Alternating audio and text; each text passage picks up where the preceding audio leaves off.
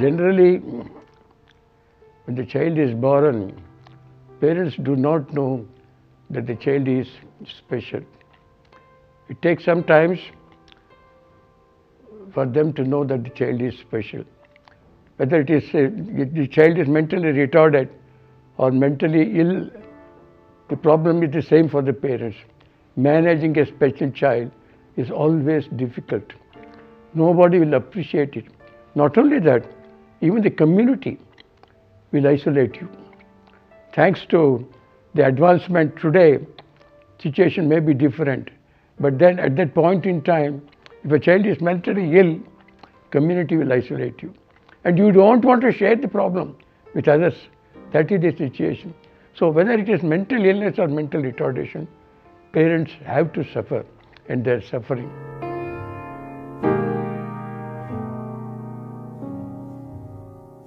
The main problem was,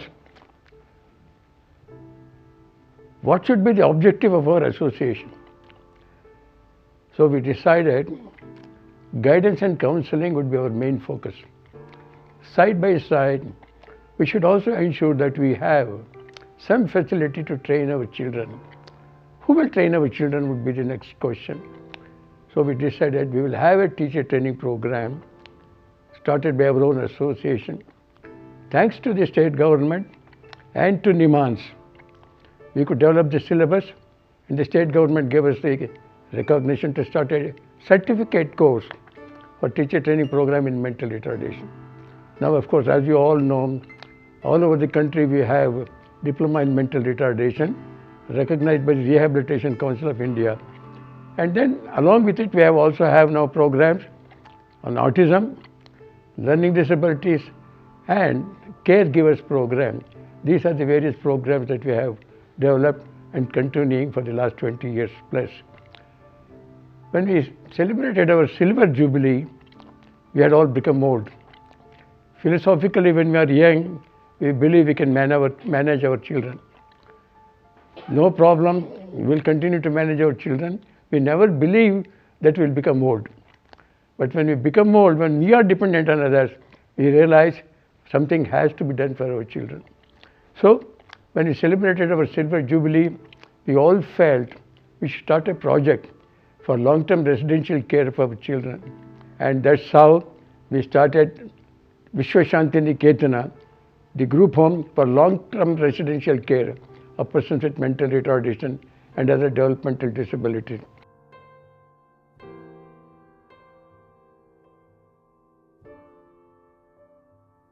National Trust is a part of Government of India's Act, and this has only 4 disabilities under it: mental retardation, autism, cerebral palsy, and multiple disabilities.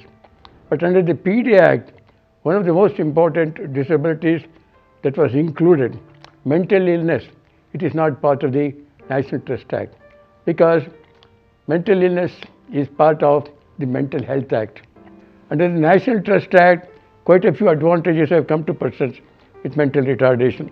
2 important points I want to share here with you. One is guardianship. The child can have a guardian to manage his property and whatever is under the law, that can be managed by a guardian. And the guardian is appointed by a local level committee, which is at the district level. The DC is the chairperson, one of the NGOs representative is a member, and one of the person with disability would be a member. So these 3 can arrange to give a guardianship, but it is not so for persons with mental illness. It has to go through the court of law at this point in time. If the new law which is under consideration rates a person with disabilities, if it comes into effect, most probably, then of course you have limited guardianship under the new law that may help persons with mental illness.